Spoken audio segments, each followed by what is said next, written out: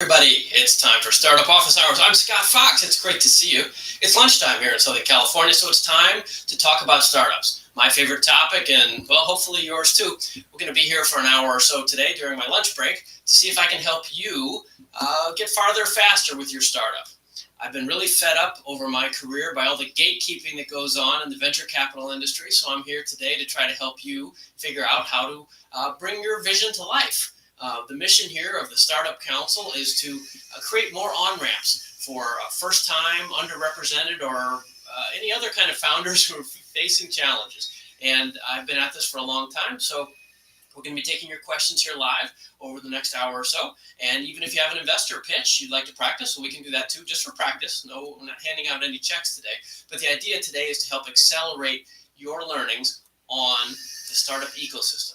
How do venture capital firms work? How do you value a company? How do you build a team? Finding product market fit, customer acquisition costs versus lifetime value. How do you put together a pitch deck? All of these sort of nuts and bolts that often get skipped by the advanced players in the ecosystem because they think it's obvious, but it's not obvious, right? This is hard stuff, and it takes time to learn, especially if you maybe don't have a business background. It doesn't mean you're not smart and talented and going to change the world. It just means that you've invested your time learning other things that hopefully you can leverage to build a successful growth company of your own. So we're going to be here taking your questions. Let's turn on the chat room. We should be live about now on YouTube and LinkedIn Live, and a couple Facebook pages, as well as Blog Talk Radio. There's a podcast version of this. So if you are joining us from anywhere around the world, please go ahead, post a comment, let me know where you're from and what you'd like to talk about. If you'd like to join me on camera, those are the best questions, of course, because everybody gets tired of me talking, including me. I'd love to hear from you. I don't have all the answers, right? I'm more of a facilitator, but I'm here to try to help you figure them out. And together as a group, I hope we can build relationships that will help everybody in the ecosystem not just survive, but thrive. And even on top of that, hopefully thrive and help others in return, paying it forward, all that kind of stuff. So if that sounds good to you, I hope you'll join me. Come on into the chat room. Like I said, YouTube, LinkedIn Live, Facebook, all connected here at the same time, hopefully. And we're going to be getting going here as soon as some folks share with us what they'd like to talk about. So why am I the one here doing this? Who am I? Okay, well, I'm here, first of all, because of the mission I just expressed. I think that the internet revolution, the digital revolution, the crypto revolution, the AI revolution, all these things are changing the fundamental tenets of business worldwide, but they're also creating opportunities to help other people and make some money while doing it. So that's what we're here to help accelerate. I've been fairly successful at this over a period of 20 plus years. So I'm using this as volunteer time along with the Startup Council organization that I started to help entrepreneurs all over the world accelerate their success. I'm a longtime serial internet entrepreneur, these days mostly an angel investor. So I've been on both sides of the table. I've raised money, I've pitched, I've been through all that pain of writing business plans and pitch decks and traveling for very nervous meetings to pitch people. I've been on stage a lot pitching, and then also coaching, consulting, and judging pitch competitions because I'm an investor. I'm active in several angel investment groups, as well as an LP in several investment funds. And my specialty these days is focusing on early stage startups, not surprisingly, by the show title, and trying to help more people figure out this kind of crazy world. I was not born an insider. I didn't know anybody in this world. I'm kind of a self-made man, and along the way, I've been doing my best to help others. In fact, I've written these books. This way. These books are all books I've written about entrepreneurship. So if you haven't read one of those yet, please do. Those are about how to find what's good about you, your expertise, your interests, and leverage that into an online business. The three in the middle are in English. The others are in many languages around the world. You can see Japanese and Turkish and Russian and Polish and Vietnamese. So anyway, if you're joining us from overseas, that would be great to have you with us today. If you'd like to join me on camera, please just go to this URL, founderofficehours.com, founderofficehours.com, and you'll show up, and there's a little backstage area, and you can let me know what you want to talk about, and then I'll bring you on camera. So founderofficehours.com is a friendly group, and we're happy to help with anybody who wants to show up and participate in the conversation. And I'd also love to have you guys try that out because I've tried an URL shortener there, and hopefully that will work. So if it doesn't work, let me know, and I'll give you the full link, which is long, scrambled blah, blah, blah, blah, blah thing, which is harder to use. So hopefully that will be useful to you. So there's Eric. Hey, Eric, nice to meet you. Where are you from? How do I chat? I think you're doing it, Eric. Keep going. There we go. And there's Ashley from Baltimore. Nice to meet you. And Eric is joining us backstage. Excellent. So it looks like that worked, huh? Cool. And then Ashley's got a chat. Okay, Ashley, if you'd like to join on camera, we can have a much better conversation. If you could turn on your camera, I give priority to folks who are on camera because that makes it more interesting for everybody else, basically. We'll try to get to the questions that are in the text as well. But the focus is, of course, on the video because it's a video world we live in. So founderofficehours.com. Let me give you a couple disclaimers and then we'll get going. You can invite your friends to join us real quick if you haven't already. If this looks useful to you, it's probably useful to some of your friends. The easiest place is over on YouTube and my YouTube channel. Comment on LinkedIn or YouTube to post your questions to live chat that answer some of the questions here. And then, the disclaimers, of course, right? So this is not legal financial advice. This is an entertainment show. We're just trying to help you in entertainment purposes only. You really should consult your own advisors. And of course, this is being recorded. And while you're clicking and looking at stuff, or I'm clicking and looking at stuff, please like and subscribe because that's how this all works, right? I'm doing this for free, hoping to help all you guys. If you can help me get the word out, click like and subscribe and share and post and all that kind of stuff. That would be much appreciated because that's the only way this keeps going, right? If it's just me talking to myself, I'll stop doing it. But if you guys are here, I'm happy to help. Let's see. Let me just put this in there as well. This, I think, yes, it is. Okay, there's my LinkedIn. If you want to hit me up on LinkedIn, please tell me who you are and why you're saying hello. All right, because I don't link to anybody that I don't know, but we can count this as knowing because at least you've demonstrated, some actual interest in this sort of stuff, and be happy to help you and connect there. Okay, so let's get back to this. All right, so Eric and Wanwan's back. Hey, Wanwan, nice to see you. Eric, can you just type in real quickly there's a private chat room back there that can let me know what you want to talk about. You're 90% of the way there, but I just need to know who wants to talk about what so I can get a show flow going here. And Wanwan, you too, you've done this before, so if you could type that in. And Ashley, founderofficehours.com is the link. And same thing, when you get in there, it's on the screen, Ashley. The link is on the screen, founderofficehours.com. Okay, so Eric, and here comes Sean. Hey, Sean. Excellent. Okay, so we got some people backstage. So let's, all right, well, let's just, okay. Hello from Ann. Hi, Anthony. Nice to see you. Michael. Mike, audio is good or bad? Hold on. We've got a complaint here. We need to settle that because I know Michael. And he says, Mike, audio is usually better quality. Okay, good. That's helpful. Let me see. Maybe we've got the wrong one here. Hold on, guys. That's very good feedback. How can I change the because I have a good microphone, Michael, so that's valuable feedback. Sorry, everybody. Just give me a second. How to... I can mute and oh, here we go. Settings. Let's try that. Audio. Yeah, you're right, Michael. Excellent. Try this. How's that? Is that a little better? Hopefully that is better. It switched over microphones, I think. So give me some feedback on that if you can on the microphone. Okay. Hopefully that's better. And thank you for letting me know because I can't hear myself. Okay, Nadira's backstage, and she or he would like to understand idea valuation. Okay, that's interesting. Eric, I haven't heard from you yet. You've got priority. If you can find that chat room, let me know what you want to talk about. That's way better, Milena says. Great. Okay, good. Thank you, Michael. Good. I got to remember to put that in my script to check on that because, right, I can see the cameras working, but I can't hear myself. So awesome. Thank you, Michael. Okay. Oh, okay, Eric. So Eric says pitch deck. Okay. Okay, good, Eric. That's a great question. Okay, we'll do that. Wanwan, Sean, and Nadira. Well, Nadira, you did, but Wanwan and Sean, give me some detail about what you'd like to speak about, and I'll work that into the flow. Okay, so now that's enough preamble. So this is me. You're in now too, Ashley. Great. Okay, so there's the gang, and we're going to get started here. So let's get going. Eric, let's bring a bunch of you on camera. It would be super helpful for me, guys, is actually a quick photo op because we need these. Excellent. Look at that. There's a nice group. Hi, everybody. Hey there. All right. So I need these because we do these, social media. I need pictures, right? So this proves that we're all here together.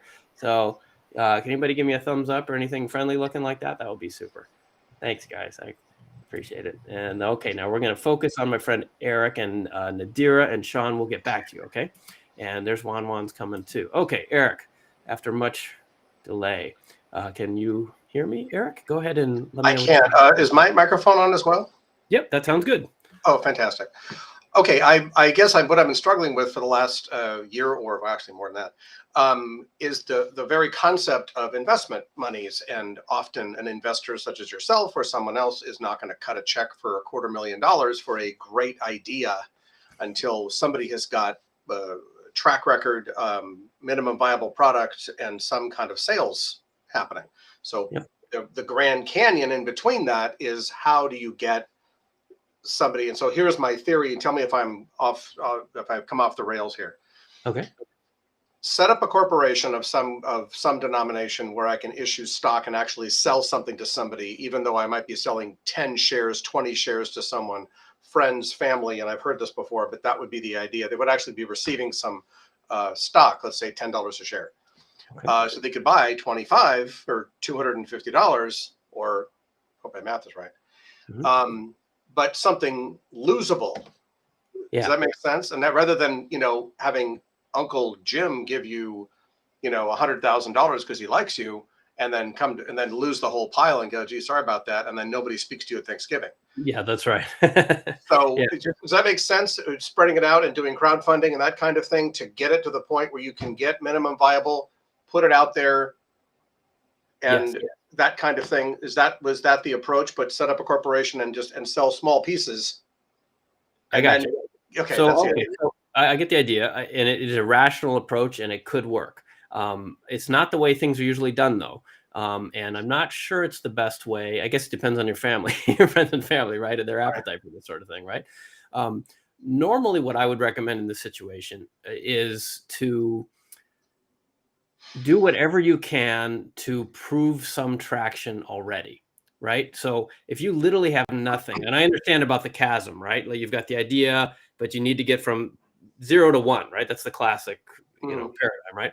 So let me back up a little. Is this a consumer product or a business product? It's a Windows software package. And I have a pitch deck, and I also have what I call a user experience. So if you looked at it, it looks like working software, and it steps through, you would click here, then it would do this. You would click here, it would do this. It looks like working software, but it isn't. Okay, and but is it consumer targeted or business? A little bit of both. Probably not big business, but consumers, along the lines of someone who wasn't a programmer, or somebody who was really heavy-handed into it. Somebody like mom, dad, retired guy, a real estate agent, that kind of thing. Okay. So to me, as an investor, a guy who's done a lot of business, I'm immediately thinking about distribution, right? So how are you going to get this out to everybody, right? So that's the crux of your problem. So I think, in terms of looking at it as an investor, right? I don't know anything more, that we just met, right? But that's all I know. I'm immediately thinking, okay, Windows, massive distribution. How do you get this add-on or plug-in or code or app or whatever it is out to all those people and encourage them to adopt it? So any investor, even Uncle Fred or Aunt Ginger, or whoever it is, crowdfunding, whatever, to have some demonstration that people give a shit. That's really the issue, right? So, and again, I don't know you, so I hope this is helpful. And if it's not, we can keep going. I would try to do some beta tests or even alpha tests, right? Can you buy, say, $100 of ads on Google or LinkedIn or wherever your people hang out, some private forum for developers or retirees or whatever it is, right? And post this out there and see if anybody reacts, right? I understand you don't have anything to sell yet, but it sounds like you've done so far is a lot of supply, and you haven't done any proof of demand. And that's what investors are worried about. Your point at the beginning is exactly right. It used to be that you could kind of say, hey, I know about this internet thing, and it's going to be huge. I've got an idea. Give me some money. And people who didn't know about this internet thing were like, okay, and they would let you kind of run, at least on an idea. These days, it's not only worse than that. Investors won't even talk to you unless you have some demonstration of traction. I mean, real investors. So again, Fred and Uncle Fred might, but and I'll get back to that. But if you want to talk to real investors, the sooner you have any proof points, And I mean, literally, like I put up a survey and I had 50 people responded, and hopefully, you know, a majority of them were at least interested, like anything, right? Like, you know, I put out a coupon for half off, and people, you know, 100 people joined my waiting list, even though it's not ready yet. I mean, just like phantom offers, not unethical, fake offers, but things that demonstrate that other people see value in this. Because as soon as you have that, even Uncle Fred is going to be more interested, right? Investors are only interested in business, right? They don't care what the idea is really. They want to know if they put in $1, they get $3 or $5 or hopefully $50 back, right? So some idea that the customers are going to engage on this, and this isn't just in your head, is critical. So I would start with that kind of thing, some experimentation of, you know, just baby steps of like somebody outside of the space between my ears, somebody thinks this is useful, right? And then ramp that up as you can. That'll be helpful with Uncle Fred too. The other part of what you're asking about is crowdfunding. So crowdfunding is a specific phrase. So you're using it kind of generally, and you probably know this, but in case anybody doesn't, crowdfunding is a specific type of money raising where you post, you know, shares, like Eric's saying, and then you bring in money, hopefully for people interested. That's best for, this is why I kept asking business versus consumer, because those are best generally for consumer facing products that people get excited about, like a new Yeti cooler or, you know, an electric scooter or some kind of makeup device or something, you know, fancy stuff that gets out to consumers. If you don't have customer base already, my guess is, Eric, you don't have people that are already fans of your product to participate in a formal crowdfunding campaign either. Crowdfunding looks like easy money, but it really only works. It's a marketing vehicle. It really only works if you can bring like at least half of the investors with you to the party. It's kind of like throwing a party, like you're opening a new nightclub, right? You need at least half the crowd to show up and start buying drinks before other people want to come, right? Right. So that's an official crowdfunding campaign. You were using the term loosely, so I'm going to cover both Yeah, I meant by crowdfunding is like a lot of people, I think. Was, right. Then I have, like I said, I've got a pitch deck, and I also have, like I said, and I actually got it under 2 minutes. Great. And it's also have, like I said, a user experience that you would be able to look at and go, oh, it does this. So are you proposing that I go to, for example, 100 or 200 people and do an interview and say, this is what this thing does. Would you be willing to pay $19.95 for this? Yep. Kind of a question. And would an investor such as yourself or someone, I've seen a lot of these, I've got way too much stuff about investing printed out sitting on my desk and wondering how to angle the deflector shields. Would they actually look at that if I had that level but still no product? Well, it's right now you've got nothing, man. Yeah, no, that's the problem. Yeah, that's my point. Something is infinitely better than nothing. That's all I'm saying. Okay. But a caveat on the way you said that, I wouldn't go out and sound personally with people. It'll take forever, right? You need to do it online. You need to put up a little website, buy some ads, or post it on a Facebook page or somewhere, get it out there so that you can get a volume of people like tonight, right? Or, you know, this weekend. And I know it takes more setup than that. But the internet is your friend. Like, to do this person by person is going to take you forever. Plus, you're only really going to start by talking to people you already know. And of course, they're going to be inclined to say yes, right? But that's the problem. I can ask my mom and she's going to say yes. So that's the problem. So you're proposing that I put some sort of an advert, because the thing is, it's the concept is extremely demonstrable. Mm-hmm. And you ever heard that? What was that? It was a weight loss thing. It was lose weight now, ask me how. Remember that one? Okay, sure. The guy made $1 billion on one quote phrase, and this is, you've got a phrase like, what's that? It's a good rhyme, right? So cut off. Yeah, it's a good rhyme. And so mine is, do you want to use Windows without using folders? So you can use, you can run your Windows system without folders. And that's the idea behind this. You wouldn't have to use folders anymore. You don't have to go into them. Exactly. So that's good. That's a good phrase. And this is particularly good because of the strategy I'm recommending. Again, I'm just making this up. I'm just some guy you met on the internet, right? So no guarantees, right? But that little phrase would work well in a text ad, right? Want to use Windows without using folders or whatever you said? I've got and you put that on the Google search for people that are searching for Windows problems, and you'll have a targeted audience who already cares about how their Windows system operates. That's your target market, way better than Uncle Fred. And you have to teach yourself some, it's called, AdWords or AdSense, the Google advertising system. I've used it for him. But when they land, I guess my question is so they click on it, boom, they click on it, they go over here, they're going to land on a page that's going to say what? thanks a lot for clicking on that. I don't have anything. Join our mailing list to to hear more soon, or thanks for showing up. Like I said earlier, we give you half off when it launches. We're actually raising money for this. If you'd like to invest, if also let me know. I mean, there's lots of things you could say. I mean, Okay, I get it. A longer discussion, but it's. And again, this is not a magic bullet, right? If Uncle Fred is ready to write you a $250 check and a $250 check is useful to you, then go close that deal, right? I mean, this is the part what this is all driving at, and for everybody watching, this is the part where building a startup is not scalable, right? Step by step, talking to individuals, twisting arms, putting up dummy websites, trying to get that first initial turn of the flywheel that demonstrates something to other people. So I need to demonstrate this and then get somebody to land there and go, look, I put this ad out there. The ad had 100,000 hits on it. We had 20,000 people come in and go, yeah, sure, I'll get more stuff. Would that be enough to go to an investor? Well, generally, I hope so, right? I mean, every investor is different, right? So I don't know. But if you came to me and said, I have what you said, I have a great idea, huge audience, like, okay, great. I have 1,000 ideas with huge audiences. What are you going to do about it, right? So, you got to show me something. And where do you live geographically? Oh, me, Burbank, California. Okay, so there are groups in Los Angeles like Tech Coast Angels, and there's a lot of venture funds around town. Yep. You should start going to those events too and hearing the pitch. Maybe you have.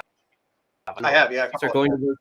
Okay, yeah. Listen to the pitches and meet the people, because the other you need is, even if you had perfect proof, but you have no relationships, you need to build those relationships so that people believe you, right? So yeah. It's a long-term thing. This is a sales process, and that's the ugly secret of startup land. Is being a founder is not just difficult; it also means you have to be a salesperson, even if you're not a salesperson. So that's your next challenge. So, all right, we got to move on here. I hope that's helpful. It was nice to meet you. No, I'm just looking I'm looking to jump that Grand Canyon. So yeah, it's tough.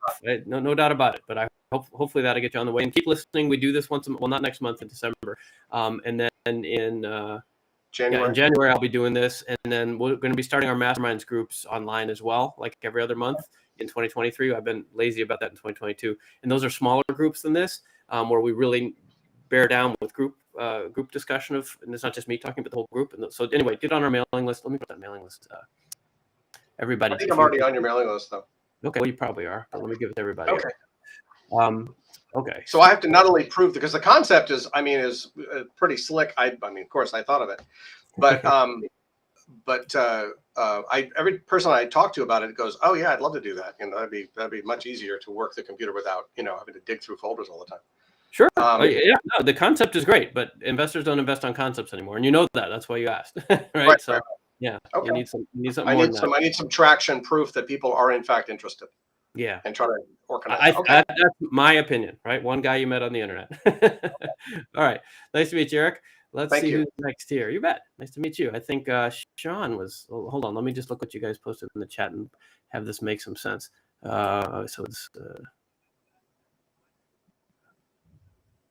Eric. Okay, yeah, Sean. Okay, let's talk about.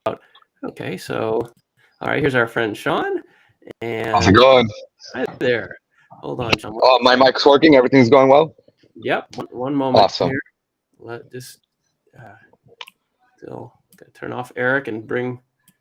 They make these bars like it's gray on black. Some designer thinks that's really. Turn this off like that. There we go. I'll get you, Eric. There we go. Okay. There we go. Okay. Hey, Sean. So where are you calling from? So I'm actually based down in Miami, Florida. All right. Nice to meet you. Well, first of all, Scott, it's a pleasure to virtually meet you. I actually just came across you a few days ago, and I think it's amazing what you're doing. It's a great initiative, and it really is helping a lot of people. So, great job for that, and we appreciate that. Thank you. Of course. So, Scott, just to get straight to the point, I'm right now in a pre-seed stage of my company.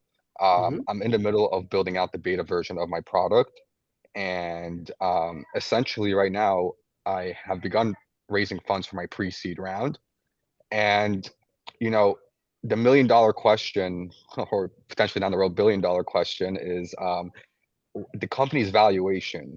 Because obviously I'm pre-revenue and I'm pretty much, you can say, pre-product, even though it is in the middle of being developed. I do have a demo that works, but I actually learned a lot from your previous guest. I believe his name was Eric. When you had mentioned about just showing some sort of traction or some sort of demand, I'd Mhm. definitely take that into consideration.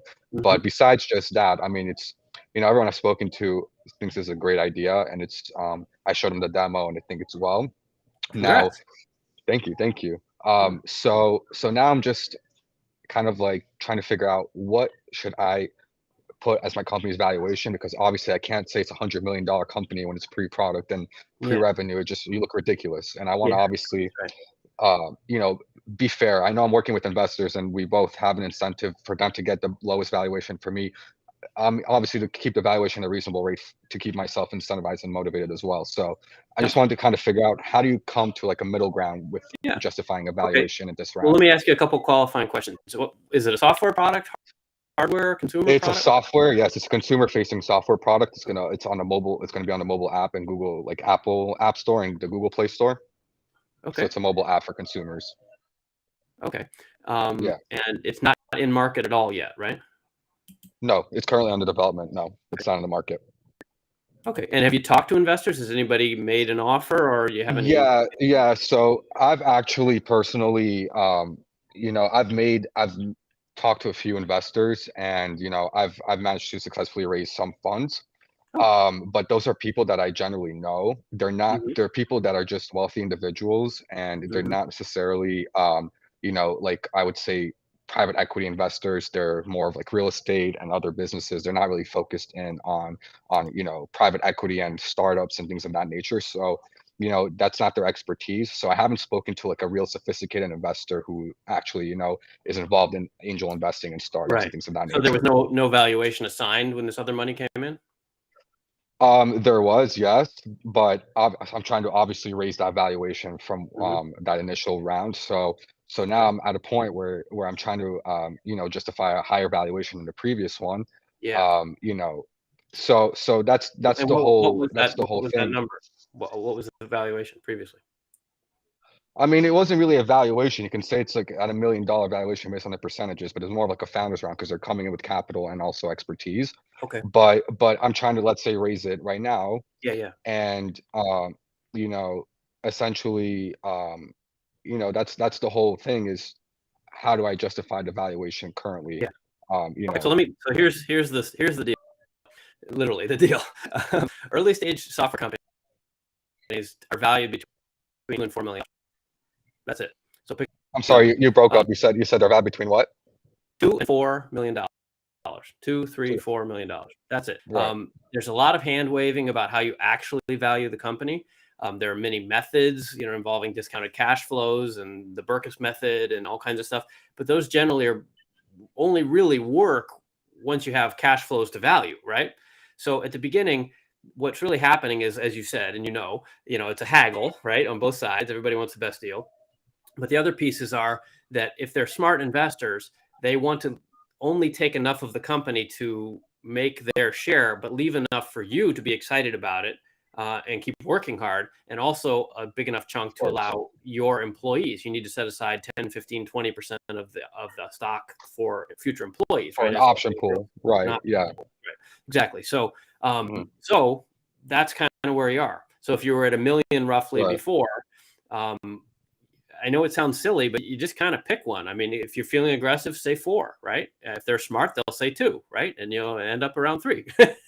But the point is, if Right. you're Right. if Right. you're, you're only going to raise enough, so just very rough numbers. If it's 2 million valuation and you raise 1.5 million, well, that's not going to work, right? Because then they own Yeah. most of the Yeah. company, Yeah. right? Yeah. And vice versa. If it's a four Right. million dollar valuation and they give you $40,000, well, they have such a small piece, they don't really care, and it didn't make any Right. difference to you, right? Right. So all these things come together somewhere in that middle where, okay, we're going to raise, call it, 2.5 million, and why don't you guys give us 250,000, and then you've got a nice chunk. We've got enough to run for a few months, and then we'll see what happens, and then we'll get more of a real valuation, right? Right.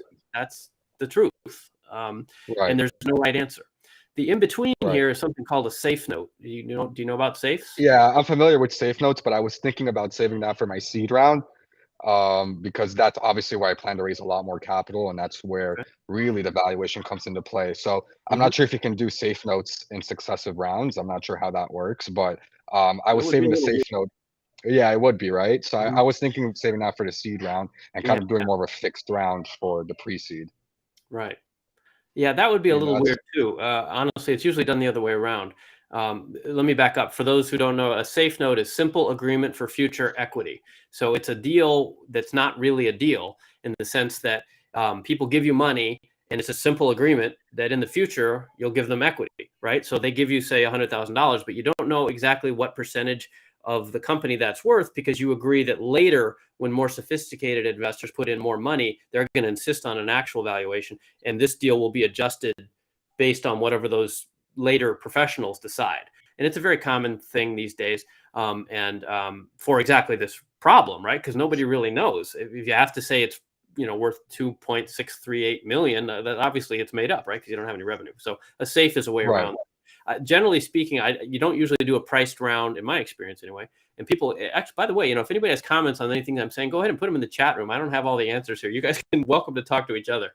Um, but generally, you would see a couple of safe notes and then a priced round, not a priced round and then safe notes, because unless your initial price round was quite low, which I guess it could be here, and you were raising a small amount of money, it's usually the other way around, Yeah. because just what I said, right? It's kind of wishy-washy at the Yeah. beginning, and then you have some revenues. You say, okay, actually, we understand now. You have this kind of revenue, this kind of growth. We're professionals. We Right. value you at 8.2 million or whatever it is, right? And then you hit Right. that.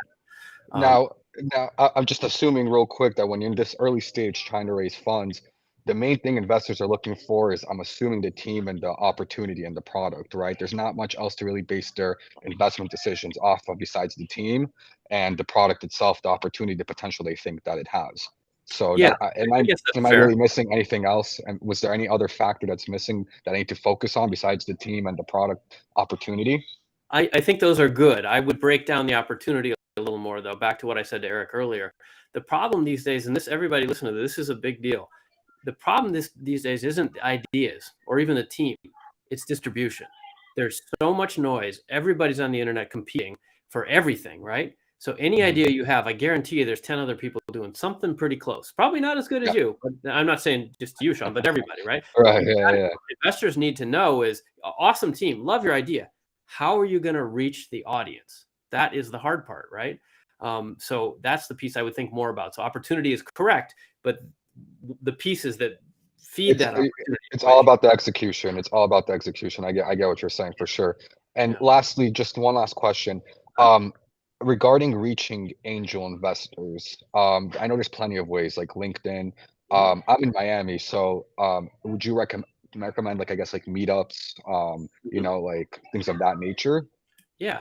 Let me just see who else is backstage because we're taking a lot of time with you. So Nadira wanted to Sure. talk about. Oh, Nadira, hopefully this is helpful to you on your valuation question a little bit that It's the we've been last talking one, I about. promise. I'm sorry, guys. Yeah. No, it's a good question. I just don't want to hold everybody else up. No, for Mateen, sure. Yeah. hold on. Let's see. Juan. Okay. Yeah, One's question is going to feed right into yours.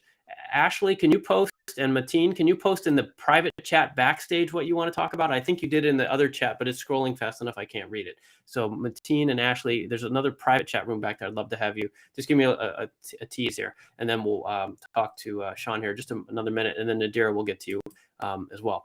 Okay, so finding angel investors. So finding angel investors is like the holy grail, right? I mean, like, where's the money? um, so Right. yes, you're what you said is right. Meetups are great. In most places, like in Miami, I don't know, but I'm sure there is. I'm trying to think of angel group I can think of in Florida. There's got to be one. I can't think of it offhand, but there are organized angel groups. Like here in Southern California, we have Tech Coast Angels, and lots of people come to us, right? Because there's 400 of us, right? So it's an easy way to get some flow. Almost any geographical area these days has some level of angels. If there's not an Yeah. official one, I would look at your local universities and the business school, right? There's probably somebody there running startup competitions these days or an entrepreneurship program. I'd look at your own, and if maybe not in your area, but say you live in Miami, but you went to school in Michigan or whatever, right? Look back at your alumni associations, or if you're a veteran, or if you're a woman, or if you're an immigrant, or if you're whatever, right? There's groups Right. for all of these that cross geographies as well. Right. Um, the trying trying to think. I hate to do this, but I got to do it. I actually built an answer to this because it is such a problem. And this is what Juan wanted to talk about. Go to startupinvestorsdirectory.com. I built this. We built this over the last 2 years. Oh, okay. Problem. And it's so hard for early stage investors to get straight answers. This is a directory. Literally, we've got about 800 early stage investors listed there with all kinds of details on them. And it's a searchable database. Nobody's really done this at an affordable price ever. Like you try to join PitchBook or something, it's like $3,000 or $5,000 or something. Right. I built this literally for you, Sean. Wow. So go check it Startup out. Investors Directory. I got it. Yeah. Okay. And it's still in beta. Definitely. It's not perfect, so we'd love if you check it out. You can. There's a survey. Let us know. We're going to get it up to thousands of investors soon. And actually, that was Juan's question. He signed up after last month, I think, to talk about how to use that. So I guess we can segue into that. But there is a. Let me give you the code. Bronze. Oh crap. Bronze Beta 50. I think that's it. Hold on. Let me just. It's half off that way. Bronze Beta 50. Okay. Well, if that doesn't work, then message me on LinkedIn.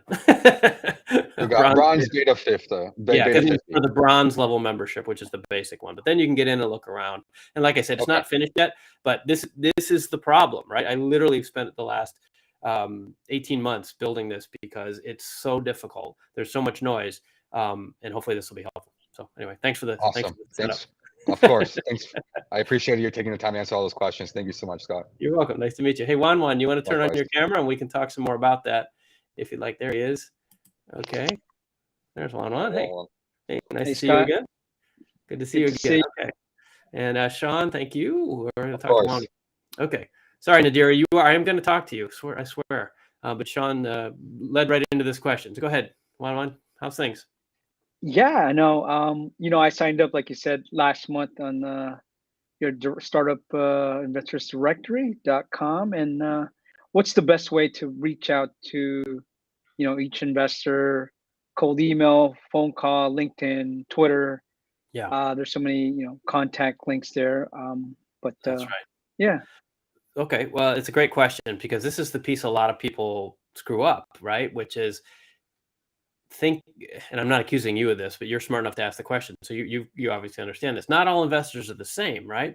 So what a lot of people are going to do is they're going to go to this website and think, wow, there's 800 investors here. I'm going to copy down all the email addresses and email them all, right? And that is the wrong approach, right? And you know this. That's why you asked, right?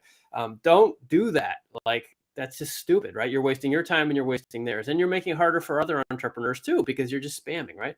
This tool is designed for what Juan is suggesting at startupinvestorsdirectory.com. Go in and you can search. So you are pre-seed, you're whatever, aerospace startup or your crypto startup or whatever, and you can drill down and find the 10 or 20 people, not people, but firms, investors that invest in your space. That's the key. This is not quantity, it's quality, right? And I'll put the link up again there. So if you can find a dozen of those, as you probably have you done that yet? I mean, have you used the tools to drill down? I have, yeah. I've been drilling down, but now it's time to go reach out to them and make sure it's the best approach. Okay, good. Okay, I'm glad it was working so far. Yeah, it is. Yeah, it's in beta.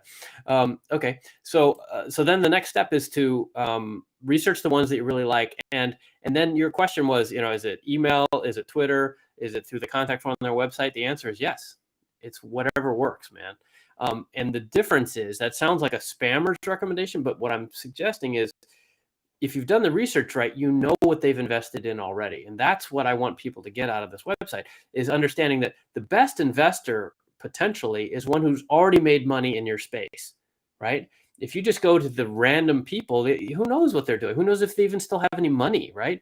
You need to find people that are, so you're going to look for firms, startups in your space who've gotten funded and who funded them, and then use this tool because there's a section in there called portfolio, right? And so say that your biggest comps, they call comparables. Your biggest comps are, what Ford. You're a startup car company. Bad example, but just keeping it simple. Is Ford and General Motors, right? So you go in and search, and there's keyword search, right? So search Ford and see if you can find who invested in Ford, and search General Motors, see who searched in General Motors, and then look at their stuff And we may or may not have an email address for them, but we definitely have their website and some other information, and figure out everything you can so that when you reach out, it's personalized, right? It's, it's not just, hey, I've got a startup. It's whatever, hi, Julie, you and I both went to the University of Michigan, and I see that you had some success by investing in Ford. Well, we're a new Ford competitor, and we have these great growth metrics coming. I'd love to connect with and tell you more, and just let them know you actually you give a shit. That's the key. These are people, right? This is not like talking to Citibank, which has 100,000 employees. Venture firms are small, and angel investors are individuals, right? I'm one guy, right?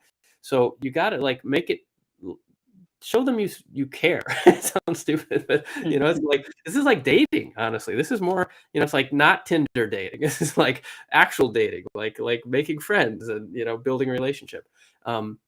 So if Twitter works, cool. If their contact form works, cool. If you can find their email address, great. And hopefully we'll have more of those as this site grows. Quick word on contact forms. Contact forms are way better than nothing, because someone there should be reading. Generally not what you want to do if you can avoid it, because that will go to the most junior person at the firm, right? And they're not going to have any clout, right, to say, hey, I got this great lead, we should invest. It's going to go to the intern, right, who's going to be like, this person isn't crazy, this person isn't crazy. That's like their only criteria to forward it on, right? So I would then move over to LinkedIn, basically, and see if you figure out who the partners are, ideally who the partners that write checks are, like the managing partners, the general partners, not just the associates or the venture partners or the operating partners or the principals, but look for those big titles, and then see, like I said, if you can generate a personalized approach. Sorry, you got me going there. Is that helpful? Yeah, thanks. Yeah, that is. Thanks, Scott. Appreciate that. All right, good. Great. Well, I'm glad the site's working for you. I hope that you give us some feedback, and I appreciate you showing up. Nice to see you again. Definitely. All right, Nadira, you're on. I can see you. She's fixing her hair. Here she comes. All right, here's Nadira. Hey, Nadira. Nice to meet you. Okay, I'm going to turn Juan off, and here's Miss Nadira. So where are you calling from, Nadira? I'm also calling from Florida, but Fort Lauderdale. Okay. And so much of what you guys are talking about is a little Greek to me, but I went ahead and I gathered up all my savings and fees and 401k, and I built a quote unquote Tinder for housing, which is a matching website that will allow people to purchase a home together where they would be able to split equity, not rent. So great idea. Yeah. I know it's a great idea. That's why I risked every nickel I have. Wow. My concern is, how do I get two people like yourself and others to either have someone invest. I had some interest when I went to Aspen Ideas, but they were turned off that I started an LLC and not a C Corp. And I didn't, I don't know that. Yeah. And do I even have someone invest? I got this to market. It's live now. And I've been promoting and I've been doing everything you said. When we got a landing page, we started all of the social media. We started posting little hints about how this could be beneficial for low and medium, middle income individuals and couples and families. Very cool. I'm just not sure what the next step is, which for me, the biggest is having operating capital primarily to market, to get this, to market it in an effective way that reaches the people that need this. So yeah. Wow. Well, congratulations on getting that far. That sounds like you took a big bite and you're slowly chewing it. Good job. I'm proud of you. I don't know you, but that's cool. It sounds like a real need. Okay, so a couple questions in there. Well, first of all, if you want to raise venture money, you have to be a Delaware C corporation these days. There's just no way around it. But that's if you want to raise venture money. So if you can raise angel money and find people that will do the LLC, awesome, right? I mean, there's no reason not to, but it presents difficulties for venture investors. And it's mostly just that venture investors and their lawyers are just familiar with the Delaware C Corp. Even 2 or 3 years ago, you could have like a C Corp in Nevada or California or even an LLC maybe 5 years ago. But it's just the whole industry is kind of standardized, and that means that it's cheaper and faster for them. So they've got the checkbook, so they dictate the terms. That's just all there is to it. So Delaware C Corp, you got to kind of figure that out if you want venture investors. There are people that will do the conversions. I don't think that's a big deal. I haven't done it myself, but some companies I've invested in have done that conversion, and I mean, it's still real money, right? But maybe a couple $1,000s. It's not like $1 zillion, but it's a pain. So anyway, that's one.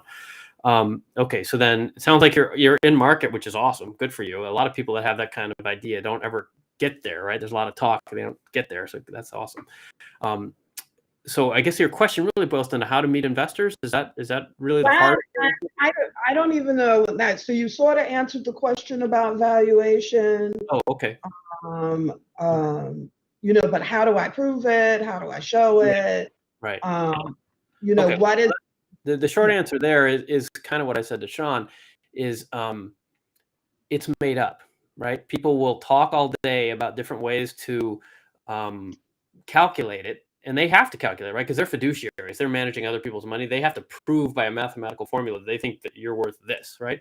But honestly, what you're going to do is you're going to haggle, and the number's going to come out, like I said, probably between $2 million and $4 million pre-money valuation. And then you're good, whatever the negotiation, you're going to end up at whatever $2,750,000, and then they're going to go back to their office and figure out, okay, how do we justify that 2.75 million, right? So the truth is, you pick a number that they will agree to. So somewhere between 2 and 4. It's the same answer I had with Sean. Because you said it's in market, but do you have any revenue yet? Actually, I got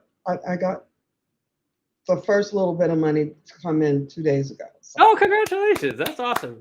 Everybody in the chat room, give her a thumbs up. That is the best feeling in the world, right? When you're like, you have this stupid idea, and somebody you don't know actually shows up and gives you money. If it's like $1, right? It's like, oh my God, I'm not insane. That's awesome. Good for you. I thought partly by my putting everything into it and really building out something that I was looking for, that provides a very broad-based service, including access to loan officers, getting pre-approved credit repair, all of that stuff, that maybe it would be better for me to seek a loan. Okay. And does that make sense? Oh, absolutely. The problem is, I don't know who will loan you money, given you don't have much. I gather there's not much revenue, right? We're talking tens of dollars or hundreds, not real money. Right? Okay. Right. Yeah. Banks only give loans if they know you can repay it, right? So unless you're going to do a personal guarantee and you have other income that demonstrates you can support the loan, I don't think they're going to give you a loan. But you have some things going for you, which hopefully you know about. I gather you're African-American female and a minority founder. I mean, there's lots of people that want help these days, way more than like 5 years ago, thank God, right? So there may be loan guarantees or certainly venture funds that would be have looser criteria, I guess you'd say, right? I don't know them off the top of my head, but there are out there that, especially with the housing thing. I mean, you're checking a lot of good boxes where the world needs help, right? That I would hope there might be some easier terms from somebody, especially in Florida. I don't know who that would be, but I would look at. There's probably a Small Business Development Corporation. Have you run into them yet? SBDC. Yeah. That's a federal government agency that is your tax dollars, our tax dollars, and they're part of the Small Business Administration. And they provide free consulting for early stage entrepreneurs. And a lot of them have, because it's government funded, they have particular mission to help disadvantaged or first time or people who are new to this like you, and they would either be able to help or like in a consulting way. They're not going to give you money, right? But they might know where the pockets of money are hidden, especially in Florida. So I would look at the SBDC like today. That's actually could be right target for you. And then in your local municipalities, Fort Lauderdale, or I don't know if that's Dade County or whatever county that is, and then the state. If you spend an hour or two on Google just digging for programs, just like the PPP loans that came out during COVID, there are a lot of economic development budgets coming to market, essentially because of President Biden's that big infrastructure bill. There's a ton of money coming at small business, and your timing is actually really good for that. There are probably new grant programs or subsidized loan programs popping up. and again, as a minority entrepreneur, I think you're like poster child, right? They'd love to help. So that's pretty vague, but is that helpful? Yeah, it is helpful. It is Okay. helpful. And then I would also encourage Thank you, like we we're saying with, I'm losing track now, I think it was Sean, meetups and any kind of events you can go to, even if they're virtual. Go and meet people and let people know, right? The investment goes to those that the investors like and know, right? This is sales, right? You buy a car from your used car from your brother, but you won't buy one from a stranger. Same thing here, right? Because you grew up with your brother, you know him, you trust him, right? They need to know and trust you. And you got to get out there and shake some hands. And, you know, I think you seem very personable, so I think you could probably make some. Yeah, but that you got to get out there and hustle, unfortunately. Yeah. That's great. Okay. I appreciate that. I mean, it's just, I do wonder sometimes if my not having this vast background and experience in finance or whatever, I'm literally just someone who thought that this would be useful. Yeah, you're making it up as you go. Yes. Yeah. So no, for sure. That's hurting you. I mean, let's be blunt, right? Of course, right? I mean, it'd be way better if you were, you looked like me and you had an MBA from Harvard. Of course it would, which is bullshit, but that's the truth, right? But you're you. So, and a good investor looks for the fire and the passion in the entrepreneur, and hopefully you can find people that appreciate the you in there. That means that you're the one that's doing it, because the Harvard MBA dude isn't doing it, right? So that's what good investors do. And particularly ones that have a mandate to, actually, this might be a useful phrase you might not know. Have you heard of impact investing? No. Impact investing is the code word essentially in venture capital for making investments that are financially good, but also have an impact, right? So like clean tech or minority something or other, right? Or anything that's has a positive social aspect to it. So impact investing is because you're checking a bunch of those boxes. You might look, that might be part of your Google searches, impact investing funds, particularly in the Southeast, or Florida. And one name that pops to mind, I don't know as many of these as I should, but there are women focused investment funds. There's one out of Atlanta called Golden Seeds. You might look into that one. I don't know much about them, but Golden Seeds. And I bet if you looked at them, you could find some others like them. But those are those are impact investors. That's the buzzword that they use. So they have a mandate to make money, but also to support women in particular, right? That kind of thing. And that would be useful for you to add to your search. Thank you. I really appreciate it. I'm going to follow you. Okay, awesome. Nice to meet you. Hope that was helpful. I hope you'll come back and let us know how it's going. I hope it goes well. All right. I will. All right, great. So that was a friend, Nadira. Okay, so let me take a couple. Okay, Nadira. Okay, Nadira and Mateen. Okay. Yes. Okay, Mateen, you are up next. My new friend, Mateen. Okay, Ashley, you're backstage, but I still don't see what it is you want to talk about. So let me type in something. And you other guys in the backstage, I'm going to have to remove you just so I can see you're filling up my screen. So Eric and Juan and Nadira, it's been lovely talking to you. I have to remove you. So it says remove guest. I don't know if that's going to kill you from the participation. So I'm sorry if it does, but just go to YouTube or LinkedIn and sign again. Hopefully it doesn't, but I can't see the other participants. Okay. So Eric and Juan and Nadira, I'm removing you. Please don't take it personally. It was great chatting with you. Okay, and Juan, I'm turning you off. There we go, so I can see some of the other folks. Okay, and Nadira, lovely chatting with you. Let me put up the link again if you want to join me on camera. There it is. And Mateen and Ashley, hang on a second. Let me just run through the chat room here and address anything outstanding. Like, okay, Ashley, that's what you wanted to talk about. I see that there. Okay, need a developer, been building the business part. Okay, Ashley, yep, appropriate pitch. Okay, we can talk about that in a minute. Just hang on, Ashley. We'll get there in a couple minutes. Okay, Athena and Michael said, hello. Todd, wondering if I know any restaurant-focused friendly investors in Southern California. Hi, Todd. No, basically. Sorry. The restaurant business is, I'm a software guy, a more tech sort of stuff. But I will say, obviously, there are a lot of great restaurants here, right? I mean, those of you don't know, but like within a couple miles of me are the headquarters of Taco Bell and In-N-Out and Kentucky Fried Chicken and all the high quality food. There's a bunch of them. Anyway, and you must know that, Todd. Excuse me. What I was going to say was you might look at Tech Coast Angels. I mentioned that already. I'm a member there, techcoastangels.com. Any of you who are interested in looking for angel investors, you're welcome to apply. The name is Tech Coast because most of the deals we do are around tech because that's where most of the growth opportunities have been the last 20 years. But we look at all kinds of stuff. So if that's you could go look. I have no guarantees, but that's what comes to mind. Okay. Let's see. Milena, if you have two parties, one. Oh, this is interesting. Okay, we can do this one quickly. Milena says if you have two projects, I think I can put this on screen. No, that's not it. Hold on, guys. Man, I've done this enough times. You'd think I would have figured this out by now. Come on, turn off. There we go. There. Hey, look at that. Cool. Okay, so Melina says, if you have two projects, you need to pick one. Equally good idea. One founder is a developer and the other project manager. Which do you choose? Well, obviously, Melina, we don't know who you are. So are you a developer or are you a project manager? But basically, I would pick the one that you're not because you need a rounded team, right?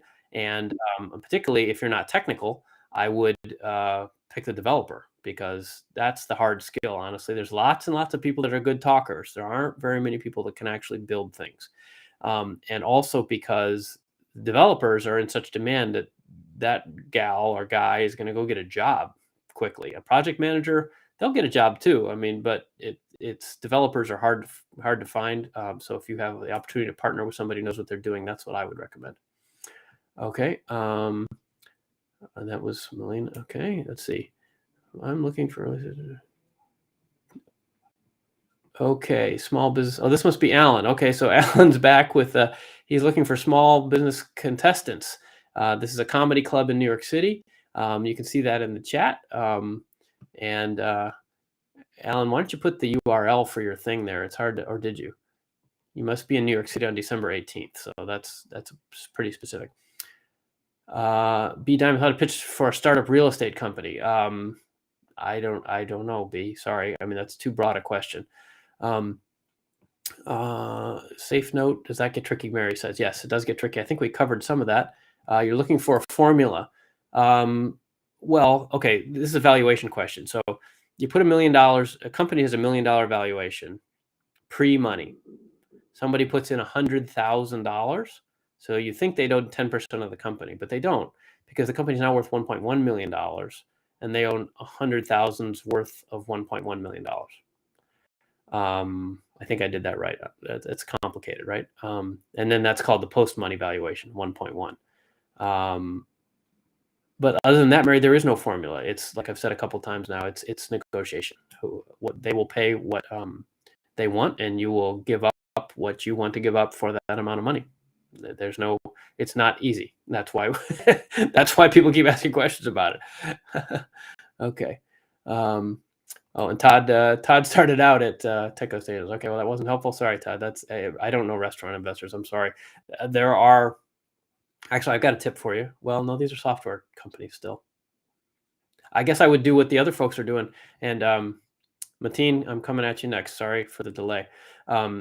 I would go and find other restaurant chains and see if you can figure out who their investors were. Right, my startup investors directory probably not super helpful on that because it's really more venture capital focused. But like if you're trying to do like, a BJ's brewery or, one of these local chains here in Southern California, figure out who invested in them and then go hang out in Newport Beach where the family offices are and see who you can talk into it, right? Balboa Bay Yacht Club. Okay, so let's bring on Mateen. All right, so back to our live questions. Hey, Mateen, thank you for your patience. It's nice to meet you. Thank you. Thanks for your time, Scott. Hey, you're welcome. So, where are you today? I'm from India. You where? Sorry, you're cutting out. I can't hear you. Hear me? Can you? There, that last little bit, yeah. I'm sorry for that. you got to keep talking, I guess. So where are you from? And I guess let's just get right to your question. And I'm sorry it took a while. India. Oh, okay, So- excellent. Okay. So I'm running an eco traditional craft. So I out for the fundraising. So creative fundraising for the business, like for something like that. Yeah, you're cutting out. I'm gonna have to. I will. You put in your text in the chat room. So let me try that. And I'll repeat Okay. this, and you just tell me if that's right or not. Because I think maybe your Bluetooth from your AirPods is not connecting or something. Because your bandwidth seems fine, but you just keep. Anyway, so Mateen in the chat room said, "I'm running an e-commerce for traditional crafts. Can we do fundraising for small business for like $500,000? Is that the right question?" Yeah. Yep. Okay, good. All right. Do you want to add anything to that, or is that close enough? Close enough? Oh, lost him. Oh, that's too bad. Okay. Huh. Okay. Well, let me give a quick answer, Mateen, in case you're there. You can raise money for anything, but it's a question of the deal, right? So the trick is to find investors who are interested in that. And in your case, I think you'd have two paths. You've got e-commerce investors and the traditional craft investors. E-commerce investors are going to look at metrics around e-commerce, right? What kind of sales do you have, and what's your cost per customer for acquiring a customer, and the lifetime value of those customers, and what kind of revenue you're generating. And if they gave you, say, $500,000, what would you do with it, and how would that increase the metrics? On the other hand, if you're talking to the crafts vendors, ideally, I'm hoping maybe they'd be excited because they're more traditional hands-on manufacturers, and maybe they don't know as much about the internet. So maybe you could be the vehicle to get them out to the wider world online, which we've seen with lots of e-commerce platforms. Oh, there he is. How's that? Are you listening to me? I was talking. Was that helpful? Is it good? It is really helpful. Even the previous is really helpful for me. Yeah, and I need little bit. I started thinking fundraising. So some of the input on the guidance. Yeah, sorry, I still can't understand you, Mateen. I was just answering your question while you were gone. So let me just finish, and then you can watch the replay, and hopefully that'll give you the answer, because I don't want to repeat everything. Okay. It was just like a minute, but it was really good. It was exactly what you did. I'm joking. I don't know if it was helpful, but I was just saying that e-commerce is one kind of investors, but the others might be for the arts and crafts people. Maybe you can help them get online, in which case they would probably be easier investors in the sense that they may not be so metrics driven. So you might look in the arts and crafts community. But 500,000, at least in the United States, it's a hard amount because it's too much for individuals and not enough for a firm. I would be looking at more like if you could raise 250,000 or 2 million, right? Because those would be different audiences. The 200,000 you might get from friends, family, or angels, wealthy people that you know or can meet. And at 2 million, that's obviously a professional company that invests, right? So they would be able to write a couple $1 million checks at a time. So yes, I think those people are out there. There's a great group. Which city are you in India? Bangalore. Bangalore, perfect. Okay, so in Bangalore, are you aware of TIE? TIE, the Indus entrepreneurs? So you should look up TIE. TIE Angels. TIE Angels is a group, and I'm actually a member of TIE Angels. And TIE Angels is a group. It's worldwide. They're in a dozen or 20 countries, and they're Indian folks, mostly who moved to the United States, made some money, and now are all over the world. And we invest in early stage companies. And in Bangalore, there's a big chapter in Bangalore, and maybe there's somebody there that you could talk to. I don't know anyone there personally, but they're having their big annual conference in Hyderabad in about 2 weeks, actually. So there's Indian and Indian American people from all over the world going to Hyderabad specifically to talk about helping entrepreneurs. So that might be something for you to look up. Anyway. Yeah. Right. Thank you. If you don't in chat that, do you mind to which you mentioned. I can't understand you. Can you type that in the chat? And I'm going to have to move on because we can't understand you. I'm sorry. But type it in the chat and I'll try to answer you there. Okay. And watch the replay and then you'll get the rest of it. Okay. Nice to meet you. Okay. So that's too bad when people overseas, right? It's a difficult bandwidth issues. Okay. So I guess we're getting near the end of our show. We're over an hour already. Okay. Well, I hope you've been finding this helpful.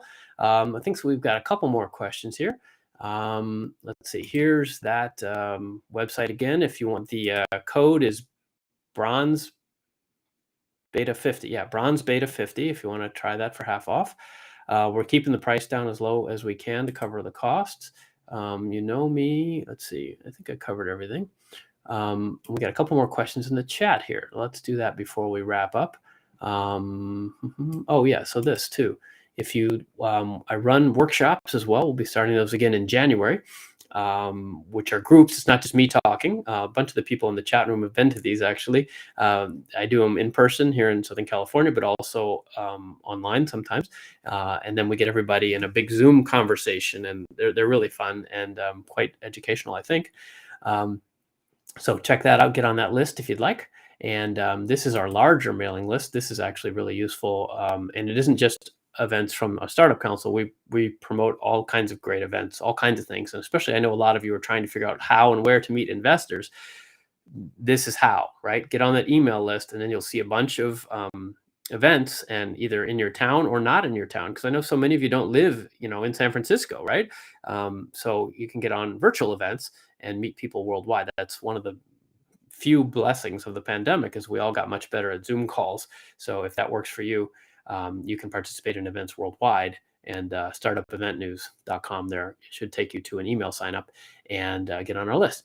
Okay, so let's wrap up here. I see a question from Athena, and let's see. And what does that one say? Okay, do you recommend? Okay, Athena, we'll do yours. Let's start here with Swiss Tech. We're looking for non-dilutive patent collateralized debt capital to start prototyping our clean energy product and method. What do you advise? So that is a lot of big words. So I don't know, you're just trying to trip me up? We'll see. Okay, so let me explain what the question is first.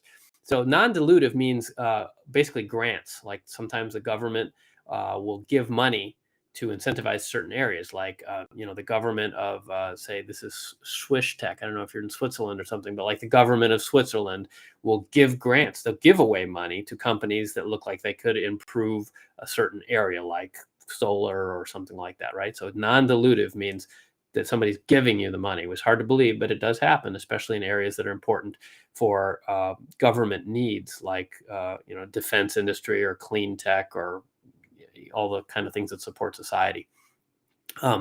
Collateralized debt capital. So patent collateralized. Okay, so patent is protection of their tech, intellectual property filings, collateralized debt capital. So I think what they're asking is, can we use our patents, which are essentially an asset, right? So they have a patent around some kind of technology, and they want to use that as collateral, as though it were actual assets, like it was bars of gold or a house or something, and use that as collateral against a loan. That would be capital. So debt is loan, capital. So non-dilutive patent collateralized debt capital. Okay, so in this case, non-dilutive did not mean grants. I didn't read the whole question. Non-dilutive in this case means they're taking a loan. And this is what I was talking about with Nadira earlier. If you can get loans instead of grants, that's really good, because you don't give up ownership, right? You do have to pay back the money, but if you pay back the money, then you're still left with owning 100% of the company, right? Which is awesome, right? The media doesn't talk about this much, but that's honestly what banks have been doing for hundreds, thousands of years, right? Is giving loans, and they don't own the company. They just get paid back with interest, and you're good. You still own the company. So the question is, can we use our patents to go to, say, a bank or someone who will lend us money and give us capital, basically, to run the business, because we have these great patents? Will somebody loan us money against the patents that we can then use to build the business without giving up ownership of our company? That's what the company means. The question means. So I don't know if that was any clearer, but okay. So so they're looking now. Now I'm going to answer the question, or try looking. Okay, so you want a lender who will give you a loan against your patents. What do I advise? Okay. Well, I don't have a great answer for you. I mean, it's a very clever idea. I would need to know a lot more about the patents and what jurisdiction you are. I don't know if you're in Switzerland or where you are. It would depend a lot on the market conditions where you are and who the lenders are, how excited they were about clean energy products and methods. Honestly, I would go back before I even did that. I would be looking for the first type of non-dilutive I talked about, which was grants. I don't know where you are, or what government you're working under, but there are a lot of grants for clean tech stuff. So maybe there's something you could get that would be non-dilutive and not even have to repay it, right? So that's the first thing I would do. Other than that, it's too specific. I'm sorry, I don't know enough about that world, and without knowing where you are, I can't even send you in the right direction. I guess I would use Google, right? And search around for that kind of idea. Lending against patents is not a real common thing. I would think you could Google on that. Collateralized intellectual property debt is not something I've heard much of. I'm sure it happens, probably more in med tech than in software, because the patents are a lot stronger, obviously, in medical technologies and so forth. So I would maybe look for comps, say, in the medical tech space, medical devices. That might be helpful. And other than that, if you're in the United States, I would go talk to the SBDC that I mentioned earlier, to Nadira, Small Business Development Corp. This is such a specific question. I'm not sure that they would know, but they know a lot of people. That's their job. The other thing is, if you have patents, I mean, your own attorney, somebody patented this for you, presumably, so they might know. You probably already asked them. The other thing I would do is, if you have that kind of sophistication, you probably came out of a university system. So I would talk to your university and talk to most universities have a tech transfer office, and talk to their commercialization folks. There's somebody there probably who's trying to monetize the patents that were created by that university system. So I'm talking to the tech transfer office and see what they might suggest. That's about all I got. So I hope that's helpful. Interesting question, but pretty techie and specific. So yeah, that's what I got. Okay, and we're over time, so let me move on to Athena. Athena had on, and here's Melina too. Okay, sorry. So, okay, that's going to be the last question there with Melina, but let's do my friend Athena too. Athena says, Athena, you have to come on camera. Come on, one of these times. By the way, Athena's one of my favorite people because she always likes and comments and shares all the stuff that we post on LinkedIn. So if you like this show, by the way, please do that. We need your help just to get the word out. And if you sign up for this, follow the Startup Council, please. Go to LinkedIn and LinkedIn.com/Startup Council, and follow that, and then you'll get our notifications, and then you can see them in your stream, and then you can like them and stuff, and that would be really helpful. And it doesn't cost you anything. It would be really helpful to me and to our efforts. Okay, Scott, do you recommend sending along a pitch deck or video on the email when you first reach out to investors? Well, that's an interesting question, Athena. Obviously a video, you wouldn't attach it, right? I'm just nitpicking here, right? But people used to send, my inbox used to get bombarded. People would send like 25 megabyte business plans and stuff. It's like, dude, that's like, back when bandwidth was scarcer anyway, it was a real pet peeve. So obviously you mean a link or an embed, right? And a pitch deck these days, there's plenty of bandwidth, I guess. So that's not the problem it used to be. Should you send that on the first email? Yeah, I don't see much downside there. One of the things you need to think about, though, is, of course, if you send too much, that they might forward it. And there's always that little bit of confidentiality issue. I wouldn't overthink that, because if anything, you want more people to know than less, of course. But there is that little bit of fear if you've done what I recommended earlier, and a company, you're approaching an investor because you know that they've invested in a similar company, you don't necessarily want them to use your information and give it to a competitor, right? So hopefully that doesn't happen, but of course it might. So you gotta be a little careful, but that can happen at any stage in the process, so it's hard to avoid, but just something to keep in the back of your mind.